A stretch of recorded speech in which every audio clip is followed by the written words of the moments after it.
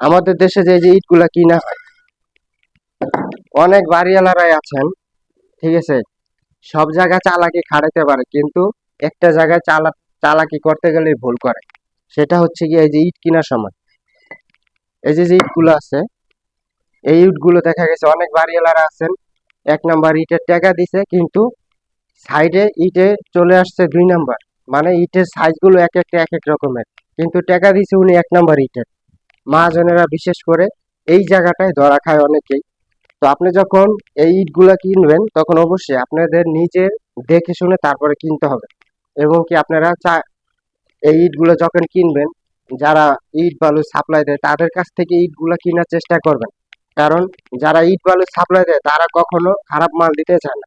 আপনি যখন 1 নাম্বার মালের টাকা দিবেন, কারণ উনি যদি 2 নাম্বার মাল দেয় তাহলে উনার কাছ থেকে আর মাল নিবেন না, এই ভয়টা সাপ্লাই আলাদার কাছে থাকে। তো অনেক বাড়িওয়ালারা আছেন নিজেরাই আর কি সাপ্লাইগিরি করেন, নিজেরাই ইট আনেন আর কি।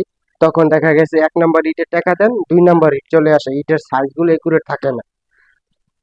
এই ইটের সাইজ যদি একুরেট না থাকে তাহলে কিন্তু আপনাদের এই গাঁথনির কোয়ালিটি আসবে না, গাঁথনির জয়েন্ট গুলো একুরেট রাখা যায় না। আমাদের দেশে অনেক বাড়িওয়ালারা আছেন ইট কিনে ছোট বড়, কিন্তু গাঁথনির কাজের সময় গাঁথনির কোয়ালিটি খোঁজে। এতে কিন্তু মিস্ত্রিতে বিতর্কিত পড়ে, কারণ মিস্ত্রিরা তখন সঠিক জবাবটা দিতে পারে না। তো মালিকেরা তখন বলে যে ইটের জয়েন্ট গুলো একুরেট রাখার জন্য। আপনি ইট কিনছেন ছোট বড়, কিন্তু ইটের জয়েন্ট গুলো একুরেট রাখবেন কিভাবে? তো অবশ্যই আপনারা যখন ইটগুলা কিনবেন, এরকম দেখে শুনে ইটগুলা কেনার চেষ্টা করবেন, ইটের সাইজ গুলো যদি একুরেট থাকে। এই মালামাল যদি আপনারা 2 নাম্বার কিনে দেন তাহলে কাজও আপনাদের 2 নাম্বার হবে, কারণ মিস্ত্রিরা তো আর 1 নাম্বার মালামাল তখন বানাইতে পারবে না। আপনি 2 নাম্বার মাল কিনে আনছেন, যেটা দিয়ে সেটা দিয়েই করতে হবে। তো আমাদের দেশে দেখা যায় সচরাচর এটা অনেক বিতর্কিত হয় মিস্ত্রিদের সাথে। এই ইটের যে জয়েন্ট গুলো আছে এই জয়েন্ট গুলো নিয়ে বিতর্কিত হয়।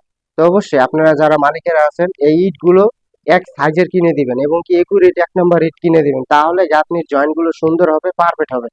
এখানে দেখেন গাঁথনির জয়েন্ট গুলো 10 থেকে 12 mm এর ভিতরে আছে। তো এরকম রাখার চেষ্টা করবেন, আর এই ইট গুলো যখন কিনবেন একুরেট ভাবে কেনার চেষ্টা করবেন, তাহলে আপনাদের গাঁথনি শক্তিশালী হবে এবং কি মজবুত হবে।